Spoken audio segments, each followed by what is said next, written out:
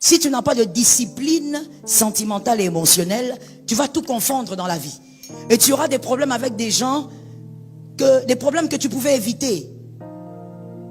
Il y a des gens que tu risques de perdre parce que tu as confondu ces choses-là. Mais quand on vit dans la discipline selon les respects des interdits, on développe au fait une stabilité émotionnelle. On comprend que dans la vie, il y a plusieurs amours. Que quelqu'un me dise, il y a plusieurs amours. Écoutez Léonel, dans la vie, il y a des gens que vous allez rencontrer pour les aimer avec beaucoup d'estime. C'est-à-dire ces personnes, c'est un amour mais rempli d'estime. Ça se limite à l'estime. Vous estimez tellement ce qu'ils sont, ce qu'ils font. Mais il y a d'autres personnes que vous allez rencontrer, vous allez avoir une appréciation qui va au-delà de l'estime. Tout ça là, ce sont les amours.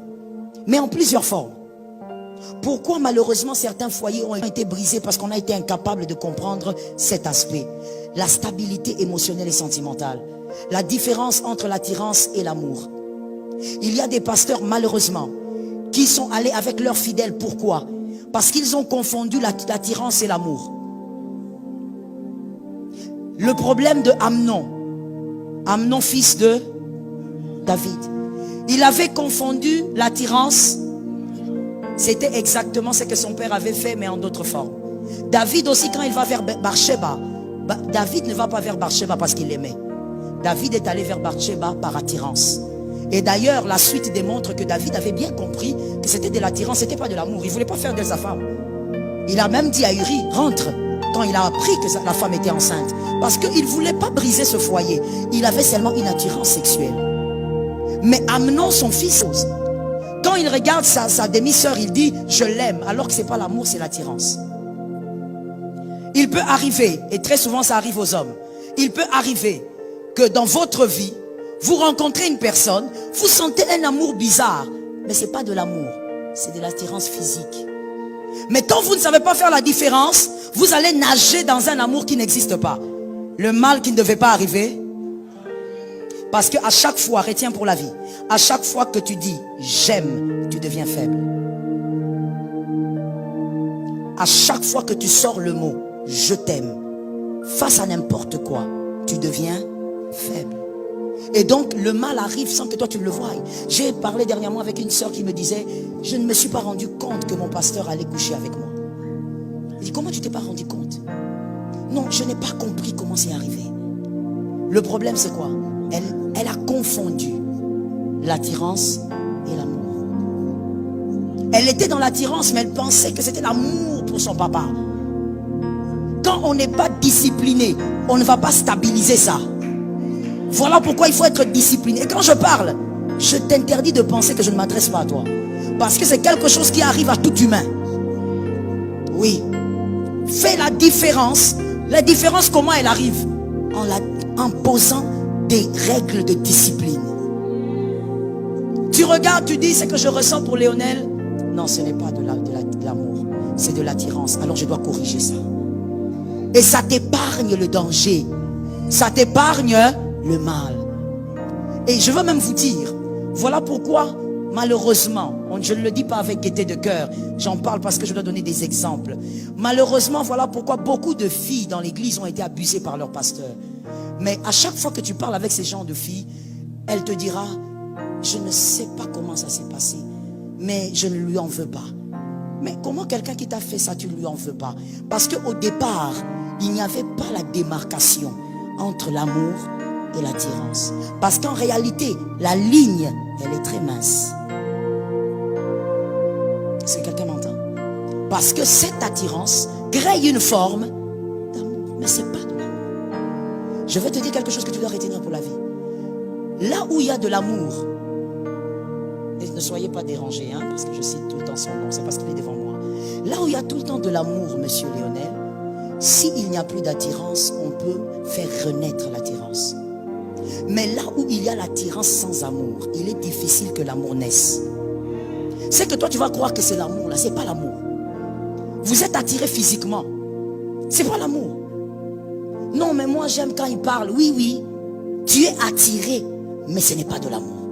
Et quand ce n'est pas de l'amour, cette attirance va finir par s'éteindre.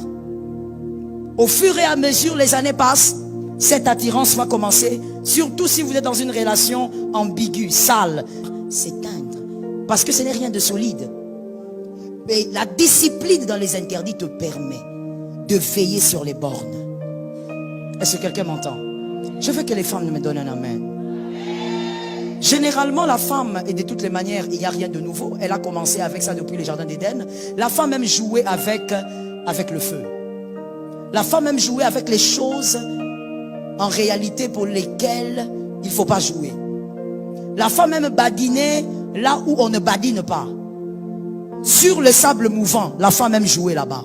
Ça veut dire qu'une femme peut sentir que cet homme-là, il a des émotions ou des sentiments pour moi, et que ces sentiments-là ne sont pas clairs. Mais la femme va jouer avec ça. Attention ma soeur, ça peut t'amener très loin. Et quand je dis très loin, il y a quelqu'un qui dit, maman, non, je ne veux pas aller avec lui dans l'intimité. Ce qui est grave n'est pas seulement d'aller avec quelqu'un dans l'intimité. Si toi tu as toujours cru que c'est ça qui est grave, c'est que tu es loin du compte. Ça peut te créer des problèmes dans la vie. Lorsque tu sens que quelqu'un n'a pas des émotions stables et que toi-même tu n'as pas des émotions, sois loin. Je discutais dernièrement avec mon mari sur certaines émotions psychologiques et voici ce que nous avons compris. Que mon frère, tu dois connaître de quelle maladie tu souffres. De quelle maladie émotionnelle tu souffres. Est-ce que tu désires, est-ce que tu as un problème par exemple d'affection? Est-ce que tu as grandi avec l'affection de ton papa? Si tu n'as pas grandi avec, c'est que tu as un problème d'affection. Alors tu dois maintenant savoir que tes gens des maladies là, tu dois éviter de te rapprocher trop près d'un homme qui t'aime beaucoup. Quand tu te rapproches trop d'un homme qui t'aime beaucoup, qui n'est pas ton mari, tu es en train de t'exposer. Parce que tu as déjà un manque. Et donc quand tu seras en train d'aller au-delà de la ligne, tu ne vas même pas réaliser que tu es au-delà de la ligne. Parce que tu confonds attraction et amour. Tu as besoin de l'affection de maman, tu n'as pas connu ta maman. Ta maman peut-être ne t'a pas assez aimé. Alors attention, tu dois connaître ta maladie. Ne t'approche pas trop d'une personne aussi qui est malade. Sinon vous allez être à deux et vous allez faire des repentances du genre, Seigneur, on ne sait pas comment on est arrivé ici. Seigneur, toi-même tu sais. Il sait quoi? Il sait pas. Il faut donc vivre dans la discipline pour créer un ordre dans toutes ces choses. Est-ce que quelqu'un m'entend bien? Et tu dois aussi être discipliné au niveau de tes émotions. Les émotions viennent, partent. Donc tu dois savoir comment les gérer. Lorsque tu es trop triste, apprends comment gérer, parce que ça va passer. Lorsque tu es très fâché, sache comment gérer, parce que ça va passer, tu vas redescendre. Lorsque, je ne sais pas, tu es peut-être trop déçu, apprends aussi à gérer, parce qu'en réalité ça va passer. Que l'Éternel t'aide. Je finis par la discipline sociale. Aimer tout le monde est un bonheur. Qui a dit Amen?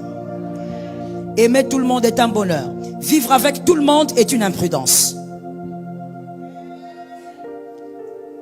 Aimer tout le monde est un bonheur qu'il faut absolument expérimenter. Vous savez, ça fait du bien, je pense. Ça fait du bien d'être dans son coin et de savoir que tu n'as de problème avec personne. En tout cas, à ton niveau. Les gens auront toujours des problèmes avec toi, mais tu es dans ta chambre, tu te dis, donc comme moi je suis là, il n'y a pas quelqu'un que je peux bloquer. Ça fait du bien. Ça soulage, ça te rend un peu léger, au lieu d'avoir dans ton téléphone 10 personnes que tu as déjà bloquées. Et tu es sur le point de bloquer le 11e. Ça veut dire que tu as trop de problèmes. Mais ça fait du bien que de vivre en paix avec tout le monde. Aimer tout le monde est un bonheur. Vivre avec tout le monde, c'est une imprudence. Attention. Avoir une vie sociale ordonnée, c'est important. Il faut avoir une vie sociale ordonnée. Oh non, vous savez, moi j'aime les gens. On t'a pas interdit d'aimer les gens. Mais dans aimer les gens là, sois ordonné. Quand tu es désordonné, tu es en train de gaspiller les grâces et les faveurs que Dieu a mis en toi. Et tu risques même de recevoir une flèche avant le temps. Sois ordonné. Les personnes très sociales, soyez ordonnés. Tu dois savoir qu'il y a des gens qui doivent arriver chez toi à la maison. Il y a d'autres qui ne doivent jamais arriver à la maison. Merci pour ces amens là. Il y a des gens qui ne doivent... Non, toi tu as dit pas, maman, tu ne m'as pas écouté alors. Il y a des gens qui ne doivent... Jamais. Jusqu'à ce qu'il va mourir. Avec lui, vous voyez seulement à l'église. Bonjour mon frère, vous allez bien? Merci. Toute la vie. Avec lui, vous voyez seulement dans les réunions des familles. Bonjour maman, ça va? Oui, ça va mon fils. Alléluia. Oh non, je voulais venir prendre les sacs derrière la maison. Maman, ne t'en fais pas, je vais t'envoyer les taxis. Il y a des gens avec qui il faut vivre comme ça, qui n'arrivent pas à la maison. D'autres arrivent à la maison. D'autres, on se limite au travail. Tu es collègue de travail. Vous savez surtout, je parle à quelqu'un. Un homme peut me donner un amen. Vous savez, surtout les gens, je parle aux hommes. Surtout ces amis-là, ces collègues-là, qui, quand il arrive chez toi, il commence seulement à parler à ta femme. Frère, tu es arrivé à la maison. Pourquoi tu causes seulement beaucoup avec ma femme? Mais ça m'étonne, il y a des hommes, en fait, ça vous dérange pas, vous êtes gentils, hein? Que Dieu vous bénisse les gentils maris. Il arrive chez toi. Il est comme le serpent. La femme est là, l'homme est là, Adam est là, mais le serpent ne parle pas à Adam. N'est-ce pas qu'on a dit qu'il était à côté? Mais il est seulement en train de... Tu vois un collègue de service. Ah, mon frère, je viendrai chez toi ce soir en tout cas, qu'on regarde un peu le match. Toi aussi, ah oui, il faut venir. Mais quand il vient, il ne regarde pas le match. Il est seulement... Les matchs se trouvent là-bas. Ta femme est dans la cuisine, lui il est à la porte de la cuisine. Ah, c'est vrai. Les matchs se passent là-bas, toi tu ris avec la femme dans la cuisine. Des gens bizarres qui un jour peuvent te créer des problèmes. Mon frère, tu sais, tu en ris, mais écoute, des fois on règle des problèmes pour des choses comme ça. Et tu vas constater qu'après 4 mois, la femme commence à donner des exemples. Pourquoi tu n'es pas comme ton ami? Pourquoi tu n'es pas comme ton ami? La référence est devenue. Il faut éviter les choses des fois avec la sagesse, simplement. Il y a des gens, tu les rencontres seulement au travail. D'autres, ça se limite à l'église. Un autre à l'arrêt de bus. Et chaque 7 heures, on se voit à l'arrêt de bus, on reste là. Oh non, maman, je t'accompagne. Tu m'accompagnes où? Toi, tu restes à l'arrêt de bus. Il faut organiser ta vie sociale pour ne pas subir certains chocs demain. Ce que tu peux éviter, évite.